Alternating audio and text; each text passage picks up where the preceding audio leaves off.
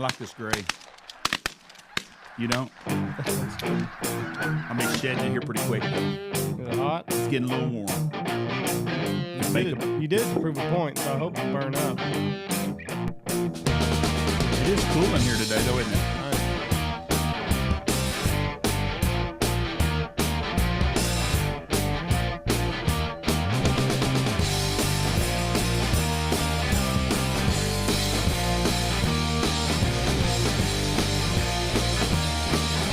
Here we go. 3, 2, 1. Boom! And welcome to the Big Honker Podcast, brought to you by Double T British Kennels. I'm Jeff Stanfield with the world-famous Andy Shaver. Giveaway going on right now. Head over to the Big Honker Podcast on Facebook. You can see the video on how to get entered to that. But yeah, Corey's giving away a puppy. You get a puppy. You get 5 months of training from Corey at Double T. You get 6 months of food from Purina. You get a Lucky Duck dog kennel. You get bumpers. You get a Momarsh field blind. Is that right? We're setting you up for your dog. Yep. So I don't want to hear any bitching. What we're doing is setting you up to get your ass chewed out by your wife when you come home with a puppy. That's what we're coming out with. Yes. Because That is right. that's the way we roll. And yes, I am wearing a hoodie today. This is the new Shin gear. I am the plus size model for Shin, and it's gray, and it looks beautiful because it's a nice cold 62 degrees in Studio A today. Because some bitch left the air conditioners on last night, and that some bitch would be me. Yeah. Travis, how much do you hunt? Our guest today, Travis Schneider, going to Canada. Oh, here we go. I know what we're going on this road. You're the boss man. You're the boss man at MPO. How many times are we hunting in a year? Well, in Alberta, I hunt quite a bit, man. But I get to kind of cherry pick, dude. So anybody that knows me, I'm kind of a spec snob. There ain't specs in that field, I probably ain't hunting it, dude. Like for big geese, man, I'm not walking across the street to shoot a big goose. Like I don't care about that. I hire people to come in and hunt Canada geese.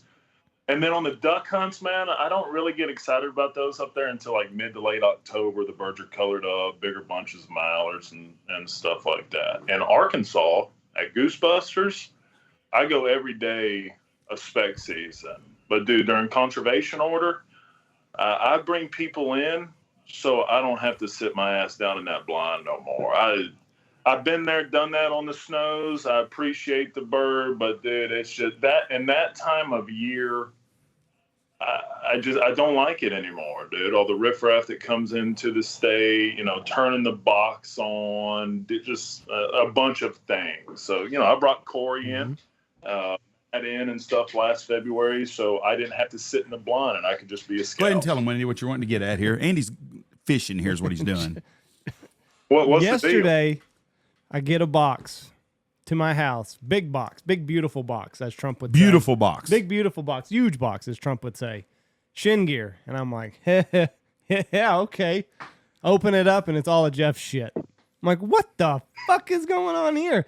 The over and under in Vegas for Jeff hunting this year is 3.5. I'm going to beat that in Canada in October. And he got bibs, he got jackets, he got hoodies, he got all sorts of good stuff. And it's at my house, so it was a big letdown for me. I'm the fat man eye candy for Shin is what I am. They can just throw me up there. Body positivity, man. They're into plus size model movement these days. That's right. Sports Illustrated and all that shit. Not good. I got to the bottom and I felt like Charlie Brown. I was like, I got to rock. You got two of the coolest new vests they have out. I got to the bottom and nothing in there for old Andy. Nothing in there for the grunt. Boss man though, he's gonna look good in his ride. Scouting bird. Does Jeff ever hunt? Does he ever go? When cameras are rolling. Y'all are talking like I'm not sitting right here. I was going to mention that. I watched y'all's episode, the last one, I guess, and I saw him in the blind. Oh, yeah. On that hunt. I was killing. I'm killing. I have made a deal with the federal government. I will not hunt much because it's too hard on the birds. Yeah, that's why. So I just don't do it that often. I hunted more last year than I have the year before. I will go, if we get some rain and some water, I will do some teal hunting. Right now, we're going to be limited on teal holes, and we've got some clients, so we can't hunt them much. But if we get some rain like we're supposed to in September, and we got some teal holes, I will teal hunt with the boys. I always do. I enjoy that. Mm-hmm. I don't mind going. My problem is when hunting season gets here, I just got so much crud going on. We were just talking about it. I mean, time time I scout in the morning, I hunted last year probably 3 or 4 times, and I would go to the field with the understanding, and I don't know why I have to make it an understanding since I'm writing everybody's checker in this place, but I show up when it's time to start shooting, and I leave about an hour into the hunt at the max because I've got to scout for the next day. Jeff, I appreciate that, man. Like during in February, I went 3 or 4 hunts, and you know what, man? I showed up about the time the last decoy is getting put in the ground. When the good was gone from the hunt and the birds were done flying, I unloaded my gun and I carried my ass back to my truck, man. I've got a better system than you got. I had someone come pick me up at the blind, so I didn't even have to walk to the truck. Yeah, it's like a drug deal. Like he flashes the lights and like he's ready for you on the highway, so you got to go meet him and chauffeur him back and forth. It's quite the red carpet. One day I'll get there. Quite the red carpet. It took a long time to get to that point. But I do enjoy. I got where I did not enjoy even going and thinking about going, but I really enjoyed it the last couple of years, and I enjoy visiting with the guys. But I hunted at Thanksgiving. I hunted with Steve, Bucky. I think I hunted 3 or 4 times last year waterfowl, and then I teal hunted 2 or 3 times. So I hunted 7, 8 times last year max. I'm going to hunt 5 days in Canada on one trip, 4 days another. 9 days just in October. That's a world record for me, probably. Jeff doesn't even tell anybody goodbye. Like you just look up and you're like, where'd he go? Scouting. He's gone? Jeff, when do you go hunt, man? Do you go hunt because you got family in the blind? You go hunt because they're like some pet customers of yours that have been hunting with you forever? Do you hunt because the field is loaded and the weather's nice? Like when is it like, okay, Well, I can be 100% honest with you. If it's going to be cold, shitty, nasty fucking weather, I ain't going. If you got the clothes for it, I do have that.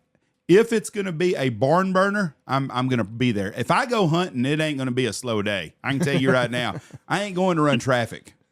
If I'm going, yes. To get excited, dude, because they know it's good.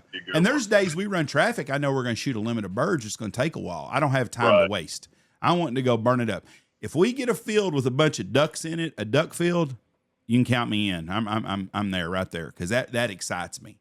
I like watching field duck hunts from the road. It excites me that much, but I damn sure want to partake in that. But yeah, but the problem is the client wise. As long as we've been doing this, usually every day I've got clients here I've become friends with, and I do and so even if it was a bunch of strangers never hunted here before, I don't mind that because I like cutting up with people and being one of the guys. But my deal usually comes down to timing, and if it's going to be a really super hot field, not going to be done real quick. If I know we're going to be done in 30, 45 minutes to an hour, that's my kind of hunt. Just because I don't have time to jack around much more than that. Well, it's a good sanity break for you too, man, because that's scouting and doing all the behind the scenes stuff that it takes to have a successful operation. Man, it gets mundane, it gets old at times. So stepping in the blind, even if it's just for a little bit, helps to break up the monotony. One of the things I enjoy the most about being in the hunting business is probably something a lot of guys hate. I love coordinating different. I love putting groups together. Like I have days I set aside with 2s and 3s and 1s, and I put all that together. I enjoy doing that kind of stuff, and the matchmaking stuff more than I do anything else. I think like if someone calls up and books 16 people for 3 days, that's great. But I enjoy those days where I'm putting 2s, 1s, and 3s together, and people become friends and they come back as a bigger group. I really get my rocks off on that, and I don't know why, but I enjoy that part of the deal. The only thing I don't like dealing with is when things around the lodge don't go the way it is. The hunting the aspect doesn't bother me. It's the lodge stuff. Food truck doesn't show up with shit. Michelle is super, super good about having everything the night before she needs. We're not usually waiting on a Cisco truck to get here for something we're going to feed that day, because if we're waiting on it, fucking some bitch ain't going to show up or it's late. But the hunting part and the scouting, I enjoy the scouting. It doesn't bother me that much at all. And I do most of it by myself in the mornings. I very seldom have anybody with me in the morning time. Do you enjoy being by yourself scouting? Oh yeah, man, because I get to listen to what I want to, or turn the radio off, not talk to anybody, just kind of have the deep thought while beating up the roads and looking for the next shoot. So yeah, I enjoy it. 9 times out of 10, morning or afternoon, Alberta or Arkansas, I'm solo. On the scout. We hunt north of Knox City about 10 miles north of here, and some of that big ranch country. It's an hour loop if I make the whole loop through there. And sometimes I don't even turn the radio on. It's just me and a quiet vehicle. And boy, you can have some wild ass thoughts with that radio. Yeah.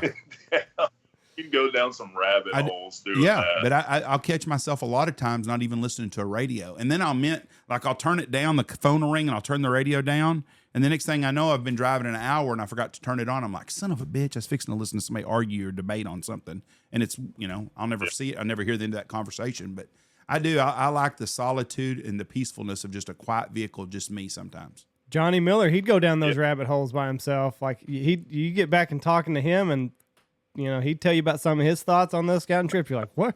Where did you go today? Remember him? Dude, that dude would go. John was one of the nicest people I've ever met or been around. But man, you get in the truck with him and listen to some of that shit that he would listen to, dude. You would think he was just angry all the time with all that old 80s, 90s, the beginning of the heavy metal and shit. I don't know. But yes, rabbit holes were aplenty with John. He told me a story one time about he had dreams about knocking somebody off that had done him wrong and knocking their teeth out with a hammer so they couldn't do dental records on them. And clipping their fingers off. Clicking their finger and then feeding them to a bear so nobody would ever find or know nothing about it. And I thought, boy went deep that day. You spent a lot of time thinking about this shit. I had several bad hunts in a row or something and just mad. Old boy was going deep that day. Yeah, clicking the deal. Yeah. And his stories about shitting himself were the best too. Yeah. He had a fetish with pooping, I think. He had the loosest guts about anyone I've ever seen. It would go right through him. It's like, dude, it was like clockwork, man. Y'all go have lunch, breakfast, dinner, whatever, didn't matter. And about 5 to 10 minutes later, he's in the can. Shit. That guy, I tell you what, he was a good one. He really was. Yeah, he was. Every day. So you're getting ready to go to Canada. What do you how does that work? Are you talking to farmers throughout the summer to kind of know what you're going into, or are you just going to be massive scouting when you get there?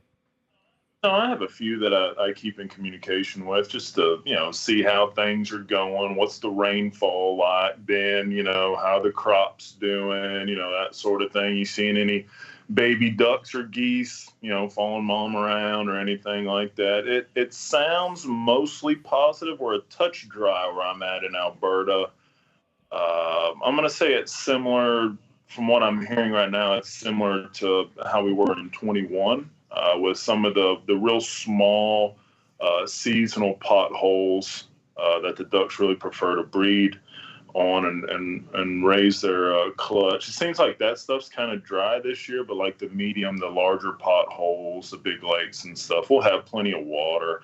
Actually, our duck hunting in 21 up there was very, very strong because of that fact, because they concentrate, right? Instead of spreading all over Hell's Half Acre, they're more concentrated. Just makes it a little easier on you.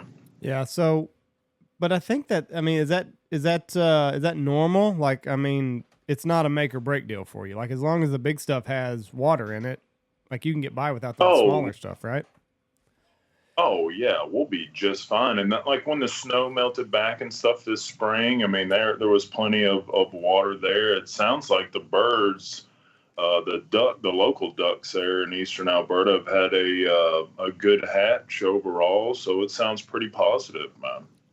And it's like I tell people all the time, wet, dry years, good hatches, bad hatches. It doesn't really matter, dude. You want to know why? 'Cause I'm going anyway. Right. Already got customers on the books, and we're going regardless. There's going to be ups and downs, twists and turns the whole way. Are you selling guided hunts or are you selling kills? You're selling guided hunts. Yep. Guided hunt. And that's right, Bob. That's what people pay for. I've got a guy that has called me 3 times this year, and if he listens to the podcast, I hope he doesn't call me again. But he calls, and all he's worried about is shooting a limit of birds. That's all I heard. Well, if I go over here and they do this, and y'all don't do this, but they do that over there, but this place here does this, blah, blah. I finally told him, I said, listen, if you're wanting to just shoot a limit of birds, go somewhere else. You may shoot a limit of birds here, and you may not. I don't know. But if that's all that's important to you is killing a limit of birds, that's it. You want to shoot 5 geese and be done, and that's it. Go somewhere else, because got bad news for you. You can go to the best outfitter in the world, and they have days they don't do very good. It's hunting. Oh. Oh, anybody that says anything different is just a bold-faced liar, man. We all get our ass kicked. Everyone. It's inevitable. I mean, we're hunting wild birds, dealing with Mother Nature. You never know what she's going to deal you day to day. And when that bird gets off that roost every morning, they might go a different direction. You have no idea what they're about to do. So, and there's so much more. Like someone that thinks like that, they either haven't been hunting very long or they're just real shallow thinkers, in my opinion, because there's so much more to this hunting deal than pulling the trigger. That makes up such a small percentage of the overall experience. I mean, really, you got to see past. Yeah, and like it's frustrating because like I think he's got the mindset of, well, I'm paying, so like my results are inevitable. Like I paid for this, I've got to get this. It's an entitlement to him, right? That it's automatic deal. But it's funny. I found an old hunting journal that I had when the boys were little, a Ducks Unlimited. It was a red leather one Michelle bought for Christmas for me one year, and I actually have wrote in it the first. And so I did used to hunt some because I read in the books. But it was when you guys were little. And matter of fact, there's some of Johnny's in it too, because I was writing about it. But back then, in the mid 90s, late 90s, early 2000s here, my memory says we shot a fucking limit of birds every time we went out. Right. When I read in the journal, we had some slow days I noticed in there. Because I was going back and I was like, well, we did shoot a lot of ducks back then every day. I did notice that. But we had a lot of water every year. But it was funny reading back the journal. Even in the best years I thought I could, in my memory of the greatest hunting ever, we still had bad days. And this guy here would throw up some other outfitters. I'm not going to say their names because they're friends of mine. And I'd be like, yeah, they have slow days too. Everybody does. If you're just wanting to, and it's not a big group. That's what's funny. It's 3 guys. Well, I'm not, 3 guys. Oh, God, there's 3 of us. Well, yeah, we run a 6-7 gun minimum usually. What do you want to do? But guys like that just floor me. So I always just send them somewhere else. I'm like, call Justin Hill over at Ranger Creek. Justin would be the perfect target for that leprechaun dealing with folks, just like that fellow there. But you just can't tell them. It's just, I don't know.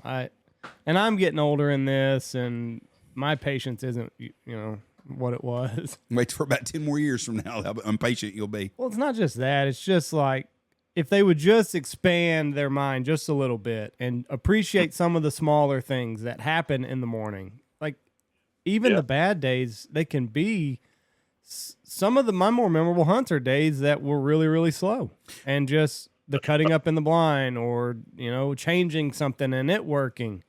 Or getting one flock that really, really did it well. Episode 3 of our new series is a perfect example of that. And unless you're a hunter, you probably did not get it. But Andy and them started out and thought that they were on the X and thought they were going to be done real early. Well, the wind was different than what it was supposed to be. So the birds kept far setting them on the outside. Am I setting this up right? Mm-hmm. They moved stuff around, and then they finally got it to work, and they shot out, and this one guy goes, well, why didn't them other early birds do that?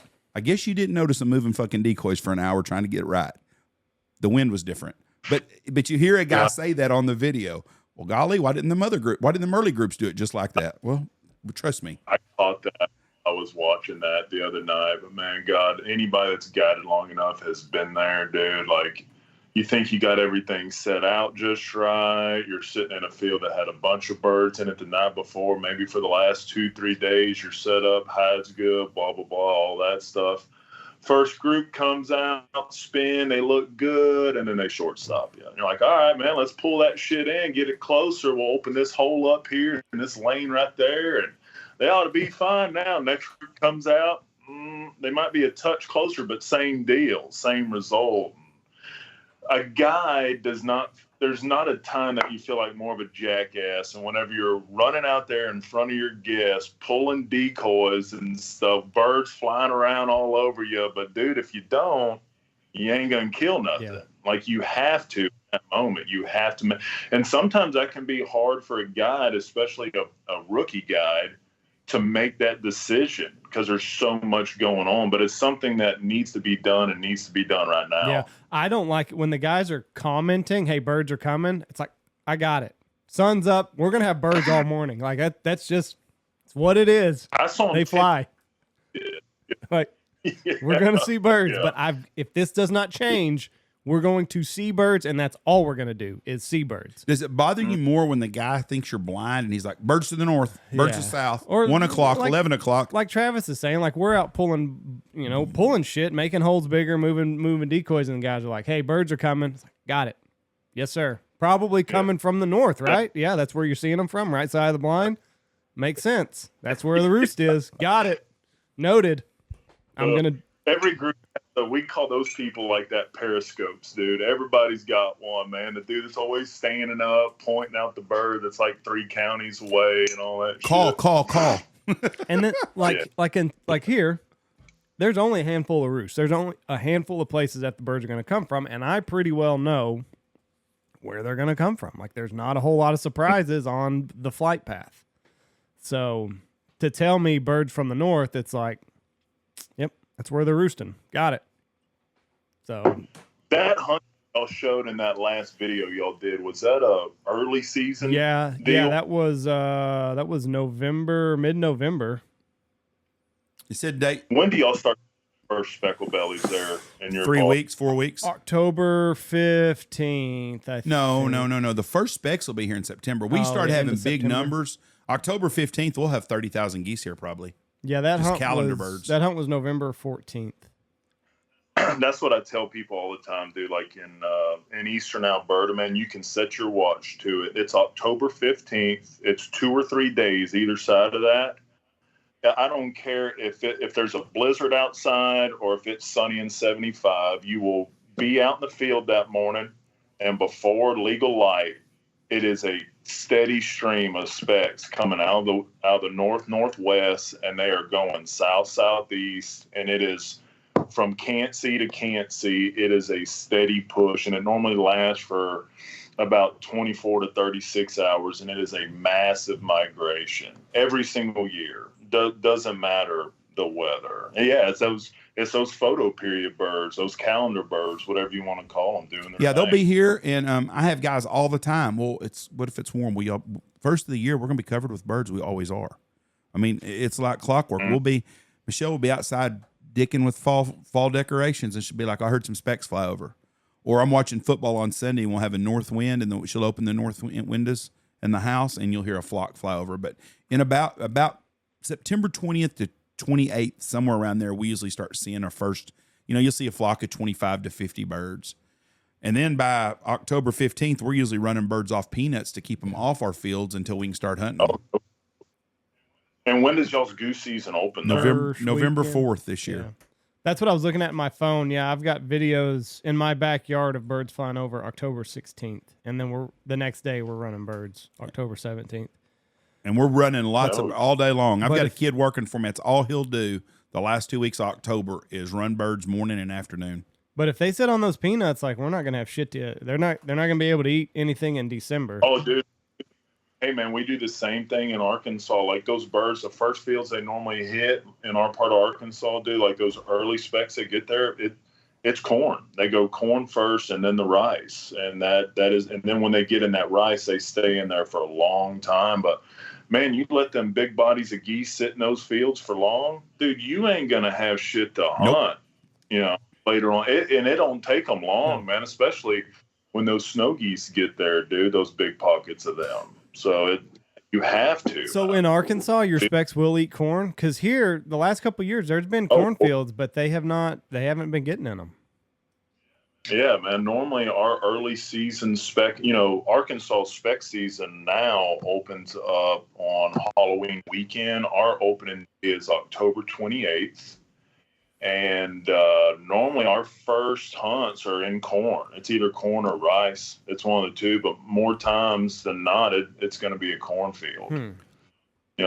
Those ears that are still laid up, which, in my mind, that doesn't make sense. You would think it would be the reverse, and they wouldn't go into the corn until the temperatures drop, right?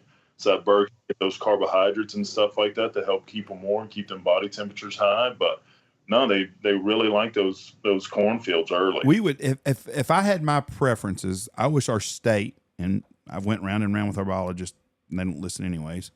I would rather our season open October 28th like we used to a long time ago. And instead of getting that extra week in February that nobody freaking hunts on, give us that early in the year.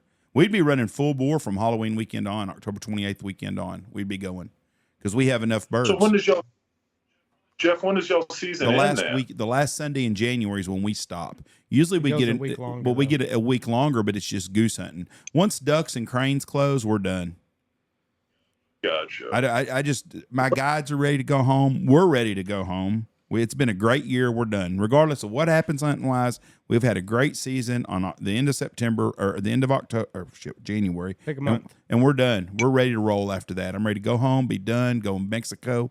I've put in a busy. How are bird numbers there like that last week or two of the like when y'all, if you hang it up January 31st or whenever ducks and cranes and stuff go out. Usually the timing is perfect for us to be shutting down. Crane wise, we were good. And we usually always have more ducks then than, duck season could go till February 28th and I'd be okay with that because we got ducks. Right. But the geese have all gotten fucking smart. And even on the years we had great winters, by the end of January, them fucking birds got PhDs. It don't matter where they at, especially nowadays with the waterfowl hunting as popular as it is. They're seeing the same shit from September 1st in Canada until they leave here. So it's the birds are smart. So by that time, we've had enough and they've had enough. Would you want to go till February 15th, Andy, if the hunting was good? If the hunting was good? If the hunting was good, you'd be wore out, still ready for it to be over with. Well, I'd like, if the hunting was good and I hadn't heard the zipper a million times, I'd still do it. That zipper, man. You hear that? And explain zipper to the people that don't know. Oh God! Dude. Ball game. How many? Ball game's over then. We had one of the best hunts of the year last year. The last week of January here, we had a barn burner, and we were done quick, and it was like they'd never seen a decoy before. But would y'all have some weather or something like some prefrontal or a fog? I think we had a little bit of snow, didn't we? Oh, there you go. I don't remember exactly what it was, but we had a couple of times that really got good. But that full moon in January, if it's 75 degrees and been hot in the winter, it's I'm ready for a short rope. When do you start to see that turnaround from your birds and you see that reverse migration start to happen? About that second, third week of January, you start to see it trickle Thanksgiving. Yeah. Yeah. Like that first full moon in January. And it really depends on the weather. Like if it's hot, if it's like last year, it was 75 after Christmas and, January was mild, but it's all depending on weather. But once that first full moon hits in January, like it can go from a slow trickle to a fucking Niagara Falls Exodus type of deal. Our worst week of the whole season last year was the coldest week of the year, the week before Christmas. Yeah. Was that Christmas week there? Yeah, fucking hunting was horrible for us. Absolutely shit. Man, and see, it was kind of, on the front, so I think my last hunt in Arkansas last year, or leading up to Christmas, I think I hunted until the 22nd. I went home for a few days. I started back to work on the 27th, and we were just on the backside of that cold. It was just starting to warm up, and dude, our hunting. I mean, the first hunt back in Arkansas, I shot 222. That was on December 7th. And then the next 10 days, that run that we went on last season was, I don't know how else you describe it other than magical. I mean, Goosebusters has been around since 1984, and it was the biggest run that the outfits ever had. We had the 222, and then it was either 4 or 5 hunts in 10 days that were over the century mark. Ooh. This is regular season, no juke. I mean, just, we're goose hunting. That's it. No jukebox, none of that bullshit. So what's the limit out there? You can shoot 3 black geese, so three specks, and we can actually shoot 2 Canadas as well, but I don't think we even killed one last year. It's very, very rare that you see a lesser in that part of the world. And then, 20 snows or whatever it is. So when y'all were over the century mark, how many snows were y'all killing in there? Several. I mean, that's full limits of black geese every day, and then a bunch of snows. I mean, dude, the day we shot 222, my first day back, that was a full limit of snow geese for, let's see, I had 8 guests, the farmer's kid, me, and then, so there's your 200, and then the rest of them were black geese. We didn't even have a full limit of specs that day. Holy shit. And that hunt right there during jukebox, everybody shooting 10 to 12 rounds a go. That's 3 to 4 ish. I'm gonna get. It was special. And then, what was the weather like? Was it foggy and shit for the snow geese, or was it just a normal day? We were field. It was clear as a bell. I can still remember we had a light, like kind of east southeast wind. The birds have been going in there really for a couple days before. Like I said, that was on the backside of that cold stretch that we had right there during Christmas. And man, it was something, dude. Those birds would start breaking down from a long ways out, do the maple leaf deal, one spin, and in there. I won't forget it anytime soon. It was any bands? We actually did kill one that day. There you go. But man, and I'll be the first one to say it. Whenever you're having big shoots like that, your kill is mostly going to be made up of juvies, right? And the amount of bands that you get on those babies, it's not often. So you got to really be shooting adults and stuff to get bands. Like the amount of juvie bands I have or I've seen is very, very few in comparison to the adults. So I'm curious to see. We've got a local person that's works for the state that's been banned in dove here, and we kill a lot of dove right around Knox City. And I'm curious to see if we're going to kill any banded doves this year. Have y'all ever shot? I know y'all run some dove customers. Have y'all ever killed a banded dove before? I think we've killed 2 that I know of, but I'm wondering how many people don't even notice. Yeah, that'd be yes, man. Yeah, because I mean, a lot of the guys, their attitude is just kind of this party mentality. So you're not looking at every bird. You just kind of pick it up, throw it in your pack, and start drinking beer. Yeah, we kill I don't know how many thousand birds we kill a year, but we've killed 2 banded dove that I know of. Well, put that back. I know of 1 banded dove we killed. We found one in the pigeon. We were getting the pheasant pens ready one year, and there was a dead dove had flown into it, and it had a band on its leg. And that's the only 2 banded dove we've ever had around here that I'm aware of. I'm sure that someone's killed one and did not realize it, but we'll run 60 people a weekend, a lot of weekends, so they're hunting 3 days. Shit, that's a bunch of people. And yeah. I'll bet on a normal year we're killing 4,000 to 5,000 dove probably. If I was guessing, I don't know. I've never done the numbers on it, but we kill a banded. We used to average, when I first got in hunting business on ducks and geese, we would shoot a banded bird for about every 60 birds we killed. We'd kill a banded duck or goose. Then it got to 100, and then it got to 300. Now on a normal year, we'll kill 1 banded bird for every 1,000 geese we kill. Is that right? We just, because the central flyway is so steady, they don't band a lot of these birds like they used to, and we're killing we don't have any big geese here, and we don't have any local geese. And a lot of people are killing banded birds. They're shooting local birds. If you're hunting next to a refuge or somewhere next to a big town, you're going to kill a shitload of bands because that's the birds you're shooting. Yeah. If all your bands are like localized Canada geese, bub, you ain't showing me shit. Really. And you have. Now, if you pull out some lanyards and it's full of Arctic geese, like true migrators and shit, I mean, now we might be talking a little bit different story because you ain't hunting next to the banding station on them things. I mean, the banding station up there is in, the Northwest Territories, Alaska, none of it, all that big country up there in northern Canada. So Yeah, but dude, you got a bunch of grass eaters and old shrimp geese or whatever, dude. That ain't nothing to me. No, I've shot back when I used to guide and shot. I've killed about 30 banded birds in my lifetime. I shot 3 one day out of 3 different flocks. It's luck. I have friends of mine have waterfowl hunted their whole life, have shot thousands of birds, have never killed a banded bird. Never. And then somebody will go out and shoot a bird. Their first bird they shoot will be banded. I mean, it's a luck thing is all it is. It doesn't, basically, if you really want to face the facts on this, you're shooting a dumb fucking bird if it's got a band on it. It's already like caught once and let somebody put jewelry on it and let it go. If it's got 2 bands on it, it's a dumb bastard's been caught 2 times and let go. So really, what are you bragging about here? Yeah. Yeah. And fuck, man, you can get them things on eBay for like under $2 a pop. Have y'all ever been to Arkansas in the winter? No. Like during duck?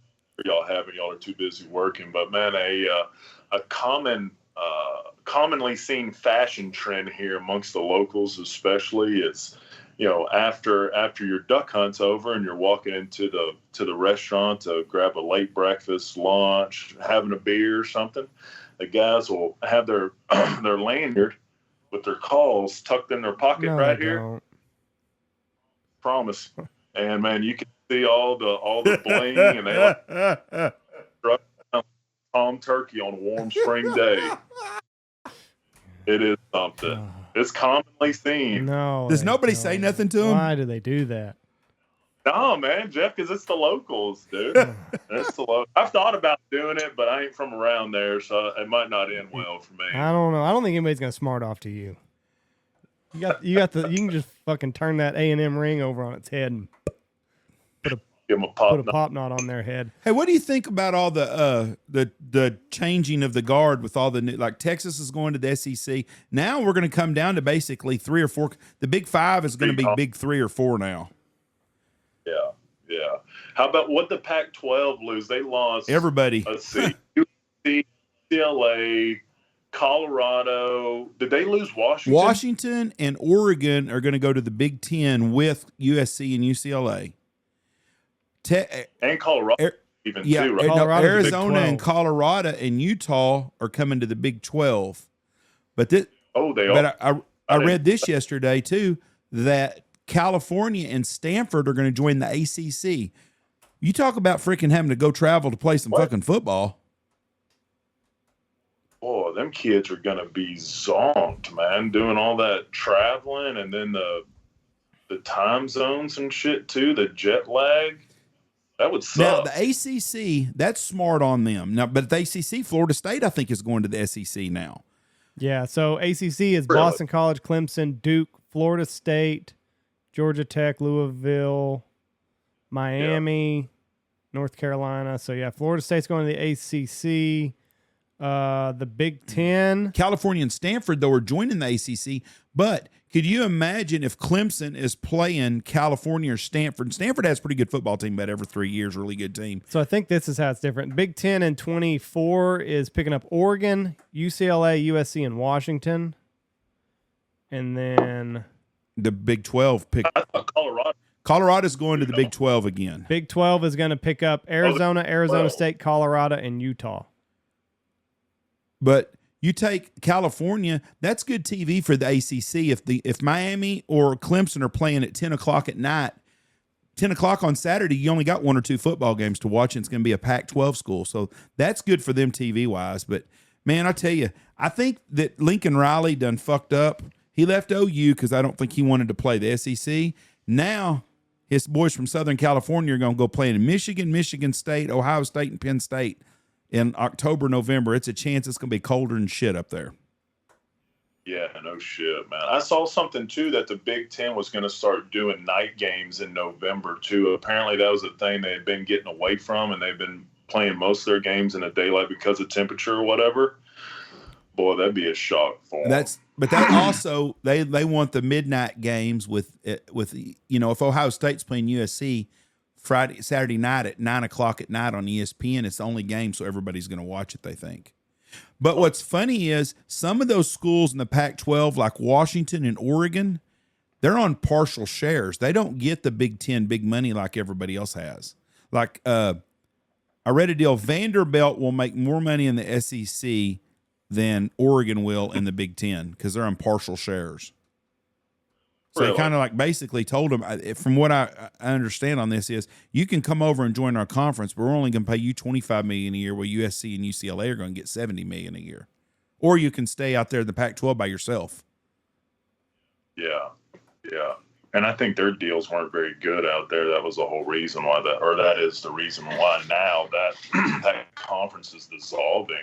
So what would y'all do on long road trips? Would y'all fly everywhere, or did y'all have to drive most places? The only time we would ever get on a bus would be going to Waco to play the Bears, and then when we were going to Austin. That'd be it. Those are the only two. Everywhere else, man, we flew. Did y'all fly? Did you get to fly first class, anybody, or just the coaches? No, dude. So this is how it worked at A&M. All the fat boys, the starting five, and the first two backups. I think I'm right on this, Jeff. We got to fly first class.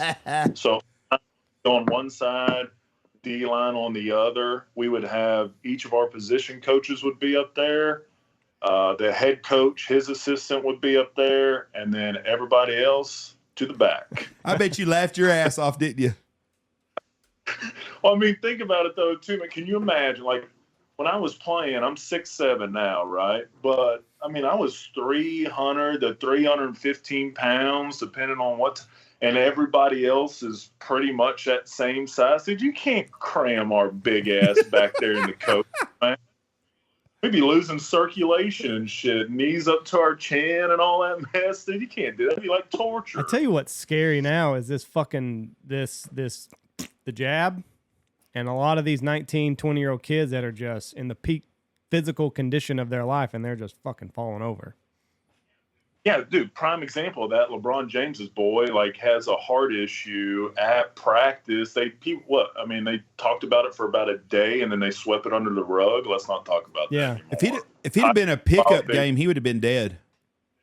Dead, dude. Yes. Why? Because there was medical staff there? Yeah, they was at USC at practice. Oh. And they had they did proper treatment on him, and they saved his life. But his dad's one of these big vax guys, or what? I don't know. I've read different things. I've read that he's not a vax guy and that he is a vax guy. But regardless, someone like that's going to have to come up and say, whoa, what is going on? There's something wrong. We've always had an athlete pass away during two-a-days or something, 1 or 2 kids a year. But not like there is now. These people are dropping dead. And I mean, it's singers, it's artists, it's young people. And that's just the famous people we're hearing about. Hey, the fella, I don't watch much NFL. I know y'all do, but the player for the Bills, I think. Damar Hamlin. Yeah. Okay, so what was the deal on him last year? I mean, he fell out mid-game. They said it was commotion something. Anyway, basically what they said is the helmet collided with his heart when it was at a certain beat in the rhythm, and it basically stopped his heart. Other people, think some other things. Was he? Is he what? Is he vaccinated? I'm sure he was. I think most of those guys are. I mean, I think there was a big line drawn in the sand on, hey, you're either going to do this or, we're going to make your life hell. Rodgers, Diva or however you feel about Aaron Rodgers, I mean, he was one of the ones that was willing to stick his neck out and be like, I'm not doing this shit. But, he kind of finagled the words, and he said he was immunized, and the media didn't push any further. But he had done this natural kind of remedy, and then it came out that he was not vaccinated because he got COVID. Well, like, the vaccination didn't stop anybody from getting COVID. Like, you're still going to get it. Yeah, but not to say. Yeah, I don't know. But all these kids that are just, I'm trying to find for as long as they've been high school sports, it's kind of been, I'm trying to find the exact number. It's been 15 kids a year will have a heart condition. And now, like, it is just skyrocketed since this fucking... Like post-COVID, post the vaccine and all that stuff. The kid that plays for Denver, they lost one of their wide receivers with blood clots. Mm-hmm. I mean, and there's 4, 5, or 6 of them. Them players are talking about it. I talked to a guy that played pro football, and he told me, he said, it's a locker room thing, but we just don't talk about it. It's kind of like the NBA and the China bullshit. They don't want to talk about it because they're getting so much money. You know, the NBA could shut down in America and they wouldn't lose a cent. They make all their money in China anyways. That's where the money's made for that company. I mean, as much as they make here, it's not going to kill them if they had no basketball in the United States. So they're not going to speak out against all the bullshit in China because that's where their big money's at. Yeah, it's funny, man, how something that was so big and took up so much of everyone's life during that, 2-year stretch, I guess, really, now it's hardly even fucking talked about, man. Truly a crime against you. Oh. We all stole freedom and gave people control. My mom's been in the hospital, and I went and seen her last night, and I sat down talking to her, and I was thinking about that exact thing last night. A couple of years ago, when my dad was in the hospital right before he passed away, it's hard as hell to get in the back door of a hospital. Everybody had to have a mask on. You had to do this. You had to do that. I mean, if someone come in, they basically sprayed you down with Lysol before they'd even talk to you and shit. Same fucking life, same world we're in. Nothing's changed at all, but we're all back to being normal again. And the shit's still here. All back. And I think about like how the media was really trying to portray the unvaccinated, dude. Like you were some kind of freaking outcast or something like that. Like it was incredible. And we let it happen. Some guy the other day needed a kidney transplant. Was it kidney or liver? Needed a transplant. They would not give him one because he wasn't vaccinated. He said, I'm not getting a vaccine. Well, if you don't get a vaccine, we're not going to give you a transplant. He died. Then they asked his wife for his organs because he hadn't been vaccinated. They needed those organs. Why? To give to another unvaccinated? They wanted to do it someone else because he wasn't vaccinated. And so the pure bloods like us. Yeah. I'm telling you, our organs, I'm telling you what, if you're a young guy and you got pure blood sperm, that shit's going to be worth a lot of money right one day. A lot of money, yeah. Bob. Better go to the bank and start cashing in. That's right. Fargo either. Yeah. What's that in your fridge, Jeff? Oh, I'm saving up some sperm for later on. How was it? I mean, you know, I've heard stories about getting into Canada was just a nightmare those 2 years. Oh, dude. So in 20, you know, they take our business away. You know, you can't cross or whatever. I still went. You know, we owned some property up there. I had the business, so I still went, got through. Actually, in 20, that was one of the easiest, fastest border crossings I've ever had in 15 years of going up there. But the stipulation was when I got in, I had to do a 2-week quarantine on my property, like couldn't leave. So basically, and my south camp is on about 3 acres. So basically I had a 3-acre prison cell. Dude, they put you in the system. They notified the local RCMP. They came and did checks on you. You never knew what time they were going to show up just to make sure that you were where you said you were going to be for 14 days. That was something. Not very good on both the liver and the mental to go solo. Don't recommend to anyone to ever do that. And then, you know, in 21, they don't announce, dude, until like early or mid-July, I think, that they were going to open the border. But, you know, big asterisk next to that, you know, you had to be vaccinated. You had to take a certain kind of test to get into the country. You had to take another test to leave the country to enter back into the U.S. They made an app with a big checklist of things that you had to go through and answer and then show to the border cop once you're going through customs and that whole deal. Last year was the same, and I think they lifted it starting on October 1st. So halfway through our season last year, they lifted it. And now here we are on the verge of starting the 23 fall season up there, and stuff's back to normal. It's like 2019 again. Right. So, what did you do for food during those 2 weeks? Just stock up enough? I remember, man, I went grocery shopping in Montana. I filled up my cooler, took it with me, and then the girls that work for me up there that cook and clean the lodge and all that stuff, they live like a half mile from there. So they were able to do grocery runs. But the thing is, dude, like they couldn't come in contact with me. So they had to like leave it on my doorstep, knock the door and run away, or like leave it on the driveway or something. I could come out and get it. It's a load of bullshit, but that's what we did. We were on quarantine here.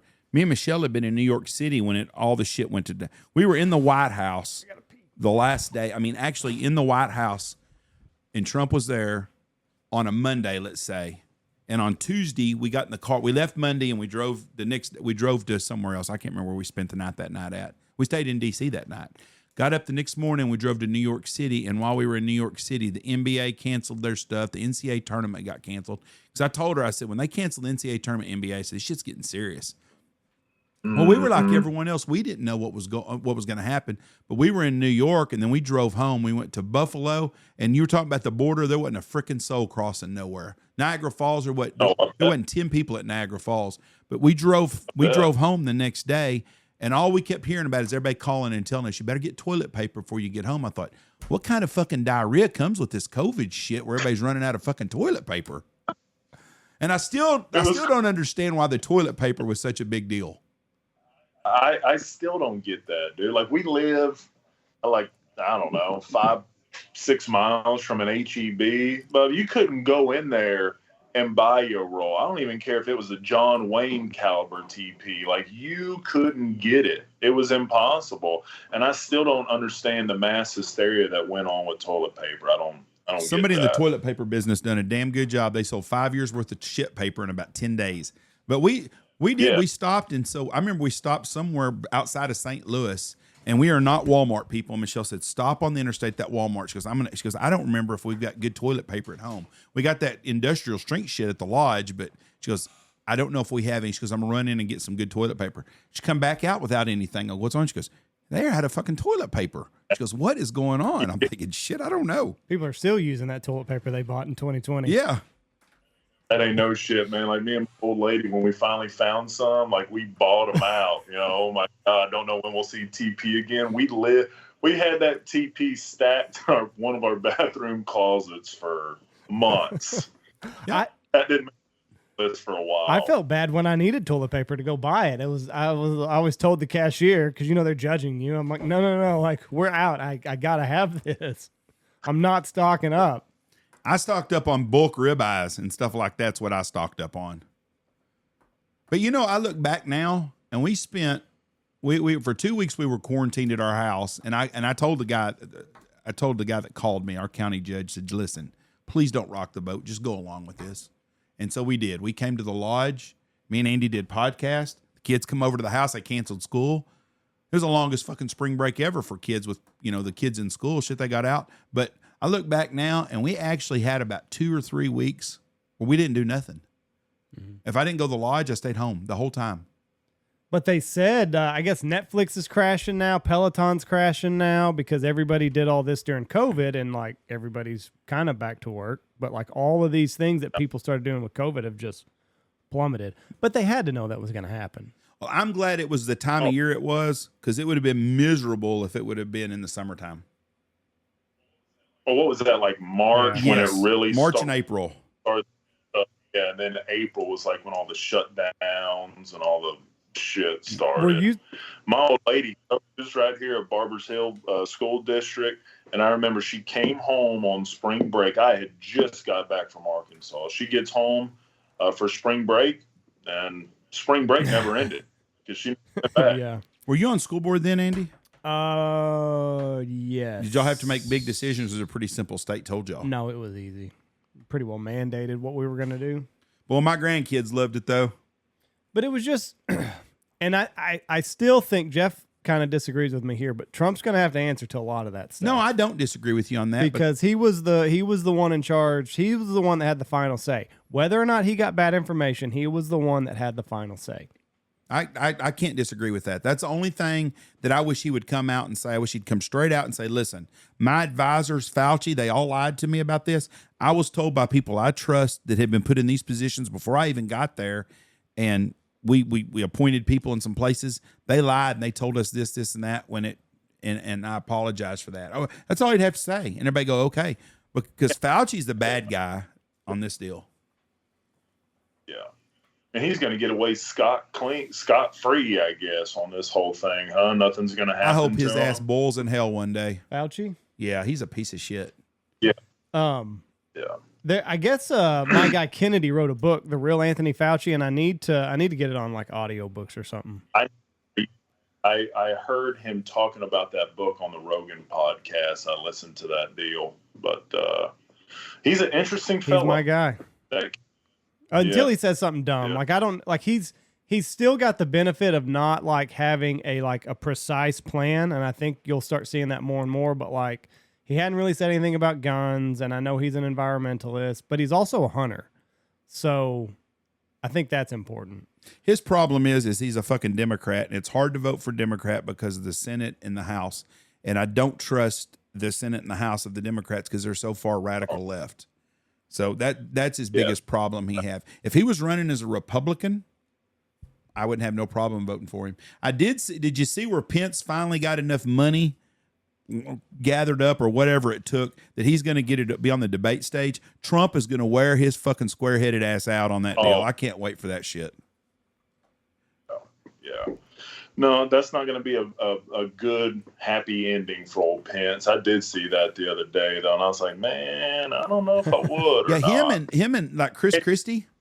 What? That's just a big. If you're sending money to Pence and Christie, send it to St. Jude's. At least get something good for your money. Because if you're giving them money to run for president, you're wasting your fucking dime. Ron DeSantis the same way. Yeah. But I'd still like to know what happens to the money when these people, like all the money Chris Christie raises, what happens to that money? He buys donuts with it. Or Mike Pence. I was about to say, man, how it happens because it's just the people that are padding his pockets right there that are trying to push their agenda onto him, hoping he gets in office. So when their investment doesn't pan out, what happens? I'm fixing to look it Does up. it go back to them? No, they don't ever give no fucking money back. Like most of the guys, they have a public office. So I could see like running for re-election, and like if a governor throws his hat in the ring for a presidential campaign, maybe that money goes to him next time he's got to run in governor. But like a private owner or Chris Christie, he doesn't hold any office, right, anymore? No. So like where does that money go? Does it just sit in an account until 2028 when he decides to run again? Or who gets that money? They probably just all use it together on insider trading. Probably. Get rich. There's an app that I follow on Twitter, or an account I follow on Twitter, and it tracks what the politicians are investing in, and you can match what they do. Foolproof way of doing it. You can pick your favorite politician. Crenshaw does very well. Pelosi obviously does well, and you can match everything that they invest in and proportional wise. Yeah, it's interesting how none of them ever really seem to lose a whole lot of money, and they always sell at the right time. Have you tried your hand at that yet? Not yet. Not yet. I got all my investments in Dogecoin, so waiting to recoup a little bit of that. Well, they just transfer. I just read it. What they did, they can give it back, but that's fucking not going to happen. Right. They're not supposed to use any funds for personal use, but they use it. They can wait to give it. Like Bernie Sanders had $12.5 million left over. He just ran it to his 2020 campaign, right? And then he'll do something else, and that's all they do. And then what they do is they're paying people to work for them. Mm-hmm. Like Hunter Biden's going to get $800,000 for cocaine every year, or whatever it is. God bless, man. I just figured they put it like in their bullshit foundation or whatever, filter it through that way, and then boom, it comes right back. They can also give it to another super PAC if they want to. You know damn well that money is not going back to the people, and that money is being used for lobbyists to get special gains that you want to. It's just like the Hunter Biden artwork. That's really pretty genius of them. Finger painting. You want to see me? You got to buy one of these paintings off my son, and I'll give you $1 million. Okay, and that's legal. If you're fucking dumb enough to spend $1 million on a painting, it's free society. It's free enterprise. Right. But it's a bullshit deal. Hey, speaking of drugs, when you were in college, had they already cracked down on steroids? Oh yeah, man. I mean, I'm trying to think. At A&M, I know that A&M did their test every year during 2-a-days during fall camp. The NCAA would do a test, I think, during the season at some point. But the stickler was the Big 12 test, and it was completely random, and you never knew when your name was going to get pulled. And but most of the guys that were clearly juicing on the team, every team has it, all right? And you can tell when them puffed up kids walk in the weight room, all right? But they were smart enough. They would know, how long it took to get out of their system and all that shit. And they would get off that trend or eyeball, dude, just in time. And they would always piss clean. Really? So, oh, yeah. Oh, yeah. And then, man, it'd be funny, they'd be off the juice for like a month or two. And you could just watch them starting to wither away, just to start drink into a small fraction of what they were just 30, 60 days prior. Now, did they provide you with like supplements that you could take, like creatine and protein, or are you on your own for like all of that stuff? No, we were on our own for all of that. Really, man, the only supplements I remember getting from A&M was like freaking horse pills, dude, old salt tablets during Salt two-a-days. tablets. I've not heard that in years. Dude, those things are about that Yeah, they damn are. big, too, man. You'd have to break them down into pieces, but that's really all I can remember A&M ever getting. I saw somebody was talking yesterday on one of the sports shows. They monitor your piss now through AI. So player goes to the urinal, and I guess there used to be like a chart, like clear, you're good, and then like, you get like down to molasses and like we need you to drink more stuff. Now, Yep. AI does it for you, and you get a green light, and it gives you a light when you've produced enough of the sample. What you're peeing in a urinal doing this? Yes. So it's a smart urinal. It Yeah, measures your piss, and it I guess figures out the salt content of it. Yeah, I actually saw it this morning, Andy. It was for the Jacksonville Jaguars. At every urinal of theirs, they had some deal, and you piss in it in the urinal, and it'll tell you like your level of hydration, and it was like, clear is good or whatever's good, yellow, you need to drink some more water or Gatorade or something, red, the training staff is coming to see us so you can get an IV or something. What the hell? Usually you can just tell by looking at your own piss. If that shit looks like Gatorade, you better drink more water. When I was 22, 23 years old, I went on I used to run a lot, believe it or not. And I used to run anywhere from 3 to 5 miles a night every night. And I went on a water diet where I was trying to drink 4 gallons of water a day. Let me tell you, all I did was pee every 15 minutes for about a week straight. That was the dumbest shit I've ever done. Jeff, how long ago was this you were running? 30 years ago. Late 80s? Late 80s. Late Yeah. 80s, early 90s? Yeah. I figured he was like running with gum. No, Like no, that. I wish I would have. I saw a lady recently long. died. She drank too much water. She had 4 bottles of water in 20 minutes. Keeled over No dead. shit. Yep. Water toxicity. Yeah, she lived in Indiana. Never heard of that before. Yeah. You must have let them. Yeah, must have. But she, I guess the sodium content in your blood gets too low because you've got too much water going through it.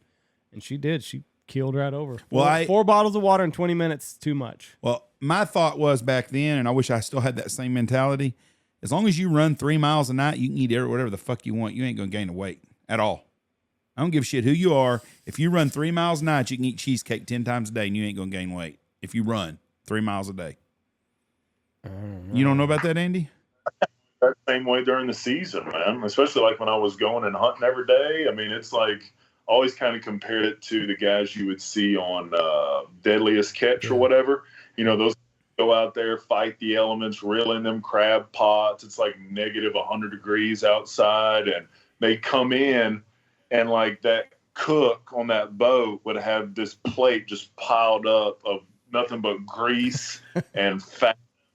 Several thousand calories at one sitting, and them dudes are all about that big around, right? Whatever the hell they want. That's how I used to be, but now that I'm 37 years old, dude, my metabolism has started to slow a little bit from when I started guiding, and I can't eat whatever the hell I want anymore. My guides here, ain't none of them get skinnier during hunting season. But I think it's because they eat. I lose I weight. think I it's lose they a eat little bit of 20 weight. chocolate chip cookies a day. I lose muscle mass, Jeff. Do you? Yeah. Well, you don't work as hard as they do, though. What? I do point. Is Andy a cherry picker? Are you a cherry picker on the hunt? No, Andy's a team player when it comes to that. He is. He don't. I actually don't have anybody that politics on fields with me anymore. Danny Odell was the worst fucking one ever about that shit. I've gotten to the point I like to lead by example, so I'm okay with going to the gar hole. Now, I don't want to do it every day, but I never want to be, I never want that to come up in conversation of, well, Andy just goes to the honey pot. No, we're really good about moving that around. I mean, if we have a day that we know is going to be tough for someone, we do about politics all the time. You've been here for 2 days already. You've had 2 great hunts. Your third day, you might get the bad spot. And now, sometimes you don't. I will leave my fucking waders in my pickup whenever that chance comes up. I will be that guy. Blake just leaves his in Nebraska. He don't even bring them. Yeah, one guy just didn't even bring them to Texas. Every year he's, oh shit, I forgot them. Darn the luck. Well, That's how I go to Alberta. Like, we don't shoot potholes much in the afternoon for ducks. Like last year, I think we did it 4 or 5 times. I can remember off the top of my head. But, Bub, I don't even bring waders to Alberta. I leave them at the house, and I'd make them other guys go do it. I'm good on that. There's no part of that that's fun at all. But no, Andy's really good about that. I haven't had a guy in a long time that tried to always, politic me and tell me where he needed to hunt. And they're pretty good about that stuff. We work as a team real well. Jeff, did you ever have the guy that was like, oh, man, these guys right here, they're this, that, and the other. We really got to get them in on Danny Odell used to do that shit to me. Back when the hunting was really, really good every day anyways. Jeff, these are the kind of guys we need to get on a good hunt. You show me the guys we don't need to have a good hunt on. That's what I want to know. Show me them guys, because every group you have is the kind of guys we needed to get on a good hunt. Well, you shot a limit today, an hour and 15 minutes. But he was the world's worst about trying to get the spot every day. Matt Sullivan just lied about what he saw scouting, and that's how he got the results every day. Oh. Yeah, he would do the downplay or just like straight up lie. Flat ass fucking lied to me. He burned my ass one time. I'll never forget this. We had a field down by Rule that was by itself down there. We're shooting birds. Rule's 30 miles away, 30 minutes away from the lodge. We're shooting a lot of birds everywhere anyways. And I was like, go down there and see if there's birds on that little field down there. There's a little peanut field, about 60 acres. I said, see if there's any birds there. We had 5 or 6 groups that day. So he comes in from scouting and he's like, there's 200 or 300 birds on it probably. He said, but I'll go down there if you want me to. He'd had guys here for 2 or 3 days. They'd shot a limit every morning. And so I sent some guys to the wheat and I moved around. Well, Matt shot 55 birds in about 27 minutes or some shit, or a great, great, great shoot. Was guys come in to settle up, and the guy tells me, he said, man, I sure want to thank you so much for letting us hunt that field. When we saw them birds on that field last night, we never thought we'd be the ones to get a hunt down there. I go, oh, was it covered up? That guy said the whole 60 acres was just full of geese. We just knew that someone else would get a hunt there, but since we'd had such 2 great hunts. Well, I sent a group up to the wheat that was a new group here on those, and they had a decent hunt. They didn't have nothing like that. But I was pissed because Matt lied to me. Oh, I was fucking hot. New in business too, though. Like that was one of Jeff's second or third years. Yeah, so. the shit that I let guys get by then, I wouldn't done it with. And Matt was a great guide. He was a great hunter. And if Matt would have been the kid he is today and come to work for me now, Matt wouldn't have been that way because I wouldn't let him get by with that shit. He would have just been real funny and very talented because he was a very talented hunter. Those Sullivans, I've heard that name before. There were Matt and right? Brian, and both worked here. Both were very, very good hunters. Both still are really good hunters.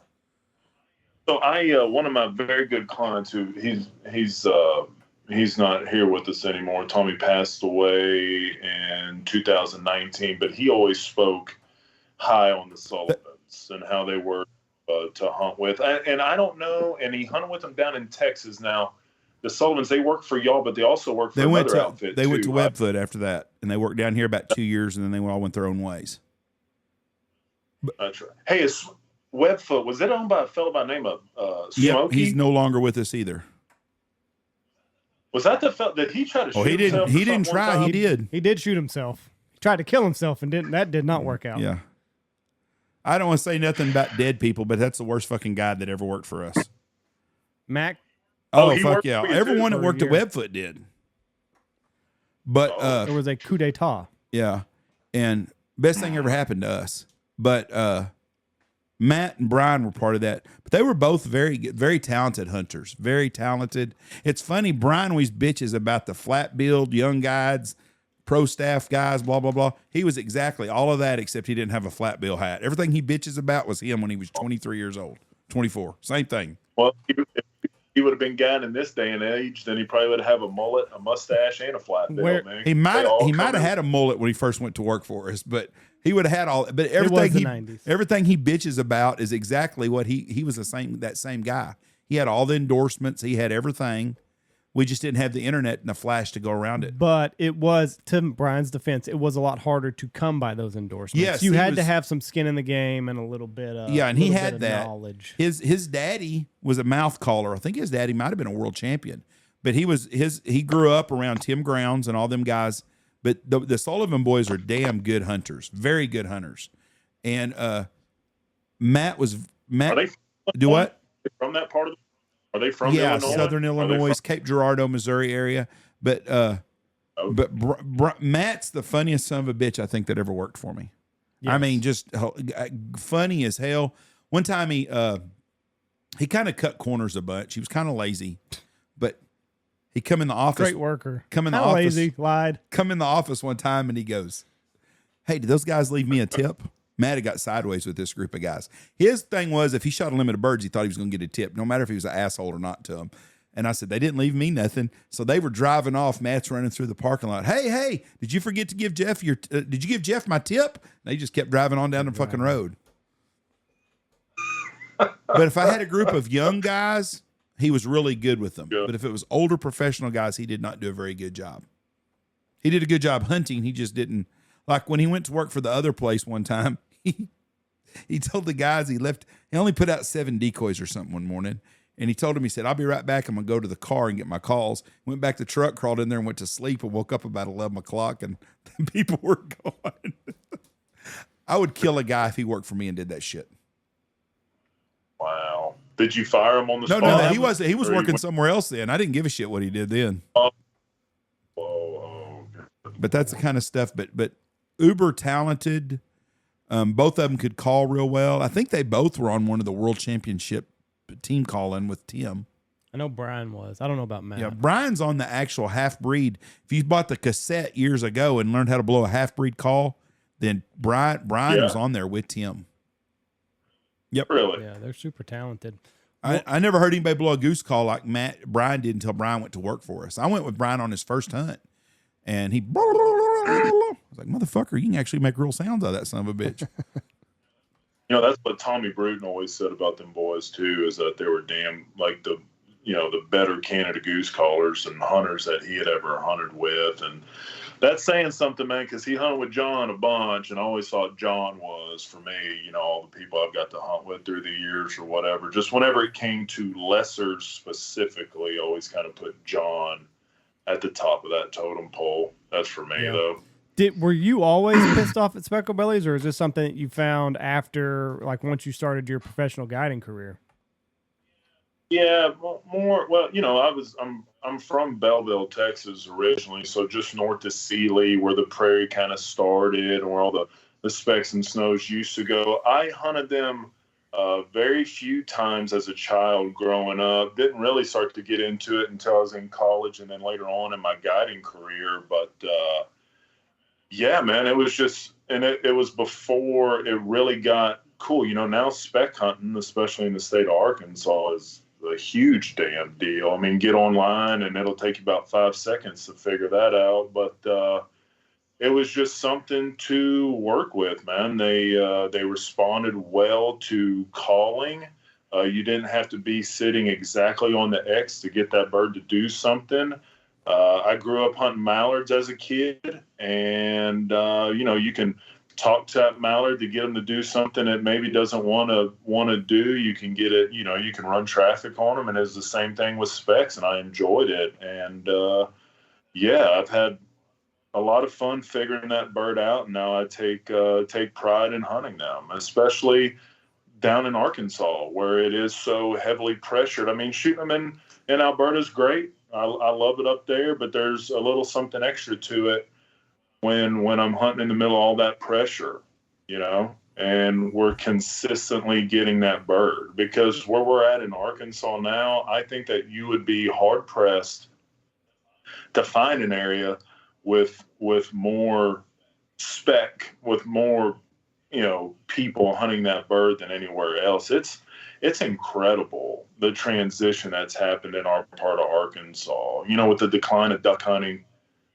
goose numbers growing every year. There's just more and more goose gads popping up every season. Yeah, I think with the spec explosion, the population, I mean, they're everywhere now. I think a lot of guys are going to start transitioning more, or not transitioning to, but definitely adding spec hunting to their arsenal. So it's going to be interesting to see what happens in regards to the pressure on the birds. And, I mean, because like guys up north, Indiana, Illinois, everybody's talking about seeing specs now. Oh yeah, they're getting them. They're showing up in places they used to never be, and with them not going to my part of Texas anymore, to the coastal prairie anymore. Louisiana's dead there, between the sugar cane and the crawfish ponds. That did a lot for their geese and caused this movement. It's something. And there's a lot of opportunity with speckled bellies that maybe you can't get with other geese. And that being the fact that we already touched on, like, you don't have to be on the X to shoot this goose. I mean, you can be on a flight line or just off a little bit, but if you have some decoys and you're proficient on the call, you can talk them into doing stuff. And they're a cool bird, man. They talk back to you. There's nothing prettier, I think, than on a nice, pretty sunlit hunt and watching that bird circle and kick them feet out. Those specks almost show up neon in daylight. It's pretty damn neat, man. And then after you shoot the goose, it's hard to find something that tastes better on the table in the waterfowl world than that speckled belly right there. How are you preparing it? What do you like to do? I mean, you can do whatever you want, but I mean, my favorite way was always to either pluck the bird whole and slow roll it on a pit or pot roast it, or, pluck the breast, fillet the meat out with the skin still on, marinate it for just a little while, and then put it on the grill, man. And, don't cook it a second past medium rare, slice it thin, and eat it just like you would a steak. It's good stuff. That's the way I did it last year. There were a couple birds I plucked the breast, just cut the breast out. I don't have a whole lot of time, to babysit a bird or anything, and I just pan-seared it, got my cast iron hot, cooked it skin side down until till the skin was crispy enough, flipped it over. I mean, it already cooked most of the way through. Flipped it over for just a second, got some color on the bottom side, served it. Pull it. Lot of butter. It's like a fucking steak. Dude, between them and teal, those are probably my two most favorite. That's like a 1A, 1B for me right there. Yes. But yeah, they're Do you we eat a lot of dove out here, because if we'll afternoon hunt, I like dove too. Yeah. But it's kind of the same as a teal. Oh yeah. Dude, I haven't been dove hunting, this will be my 15th year I haven't gone. I guess ever since I started guiding, I mean, started in Saskatchewan, now we have this stuff in Alberta, and then I'm in Arkansas immediately after that. Dove hunting was fun, man. I mean, I'm not telling y'all nothing, but it's a big social gathering event, and with some shooting on the side. It's a cool deal. And now with the whole, so like my last couple years to dove hunt when I was in college, that was like right when the Dove Mojo was coming out. And I remember, broke ass college kid, right? Scrape all my money together, walk into Academy there in College Station, go buy one of these things for like $30. And I remember going out in the field for the first time, feeling like an idiot. You just put that old decoy out there about 20 yards in front of you, And I remember watching these dove. We were hunting this big field. Like, they weren't remotely in the ballpark. And they would completely do an about face and not just like fly over you, but decoy next to that spinner. Shoot them like you were shooting ducks. It was awesome. Yeah. And they're what's still effective. Yeah, and it's effective because the birds don't live very long. I mean, you know, the average lifespan on a dove is probably less than a year. I think 15 months. So, I mean, the odds of it seeing too many spinners aren't that high. 2 seasons out of it. They're not going to get decoy shy. No, but it's just nature of the way. I mean, it's just the way that they're built. They don't live very long. They don't live long enough to pass those genes on. People that live in a lot of places you can't even dove hunt. They don't realize how fun the dove hunting is when it's good. It's great. And they just don't get it. But the decoying aspect of it, what's good is we can sit out here when we grill and the customers will take them, and we get birds that fly over. We got a field south of here, a couple of miles, that a bunch of birds go to, and they stay on the river. So they fly over the lodge pretty high every night, going back and forth, and they will just break down to those freaking spinners just like ducks or geese. I mean, they circle right around and come in. Year and a half is their average lifespan. Is their lifespan, so 18 months. But it's a fun deal, but the decoys them lucky duck spinners make all the difference in the world. You need to go try them out. And I tell people that. I've got guys that show up now with full rigs. They'll have 25 spinners. You ever see the guy like with I don't know, do they even make dove full body decoys like fence line or a tree? The dude shows up with like multiple spinners and all that. I've got guys that have a whole spread. I mean, they'll have 50, 60 decoys out. And I'm telling you, they'll park their trucks, 3 or 4 guys, and they sit on the tailgate. It's a good time. We had a guy bring a tree one time. Yeah, bring a tree. Manufactured a tree and like stuck it out there, and he had like 2 dozen of those dove decoys that don't move and like 7 or 8 of the spinners, and he had a whole setup. Everybody laughs until he keeps shooting all the time. And yeah, until he's the I was about to say, it was a black hole, man, sucking them in. Yeah, and they do. But I tell guys that all the time. When I was a kid, we had a neighbor guy, and he used to have a dove decoy that he put on a fishing line, and he would throw it up throw it up over the power line, and then he would pull it down until the decoy would stand up. And he'd do 2 or 3 of them. He'd have some Zepco 33s or whatever it was. He'd have 3 or 4 doves on the lines by him. He was cutting edge and didn't even know it. God, Jesus, poor fellow missed out on making a buck or two. Yeah, no shit, right? So do you think that there'll ever be a time where you're, not too excited about this way of life? I mean, it's a grind, man, and you're starting mid-August. Yeah, it hasn't happened to me yet, man, and I actually tell people all the time, and let's keep the conservation order of Arkansas out of it because I just can't stand it anymore, but from September until the end of January, dude, I still have a lot of fire in me. And I almost think it's more now than it ever used to be. And for me anymore, I don't know if this is a age experience thing. I don't know what it is, but it's not about the pile. It's not about the kill. Actually, for me, the pulling of the trigger is anticlimactic anymore. For me, it is tricking that bird. It is getting that bird to decoy, providing my guests in the blind, like nice decoying shots and just letting them see stuff that they've maybe never seen before or got to experience. That is what keeps me going. That deal right there. I could give a shit about honored or whatever, but man, like I'd rather go out if all I killed was 20 birds, but every single one of those birds I shot was right there over the decoys, pretty shots, and that's all I need anymore, just to keep that fire lit and to keep me going and driven for the next hunt. Yeah, because it's not that I enjoy what I'm doing now. Like I enjoy with the podcast kind of taking off to what it is doing, and then my role with that. I'm enjoying that. When hunting season gets here, I'll be ready to go. But it's like I'm not in a hurry for it like I used to be when I was a kid. Like it'll get here. Plus, I've got a young family now, so I enjoy spending time with them. So I don't know. I'm in a weird space. I love it when it's here, but I'm not in a hurry for it. How old 35. Okay, so we're not far. I'm 37, and Jeff will know what I'm talking about. But man, I've always heard, the older you get, the faster time goes. Yeah. Boy, And that's true. I remember like when I would get home, like when I first started guiding, when I would get home and like in March, and dude, September 1st was like forever away. The off season just crawled.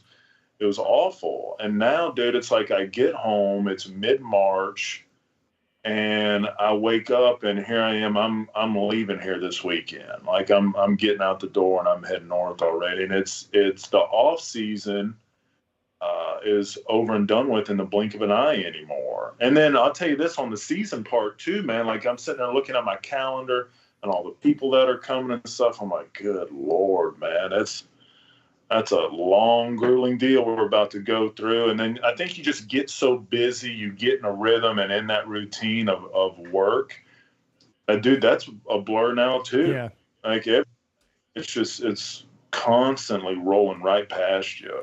For me, anyway. No, it is for me too. And like even hunting season goes by in a hurry. I can remember when I was a kid, it felt like hunting season was like 6 months out of the year. I felt like half of the year we were hunting, and we kind of are with dove season and everything. But like waterfowl season felt like it was forever. And now you get to December and you're like, well, I mean, we kind of got, because we start kind of slowing down mid-January. You're like, I got 6 weeks left of really balls to the walls, and then the last 2 weeks, it's a little slower. But Remember Dad? yeah, he's like, It's like a little kid at Christmas time. Can't wait for it to get here, and shit's over. We're all dragging ass the last week of January, and Dad's all pouting. God damn, it's over. But it is. And I enjoy the anticipation of it all a little bit more. Like August has become one of my favorite months because everything's kind of, you're getting ready. And I used to hate August. I'd be like, get this fucking month over with. But now I've come to enjoy it more because I guess I try to slow down a little bit because I know my life is about to get hectic. So I try to enjoy my family a little bit more. I try to put a little bit more work into the podcast because that kind of gets neglected. But I don't know. I'm just in a weird spot.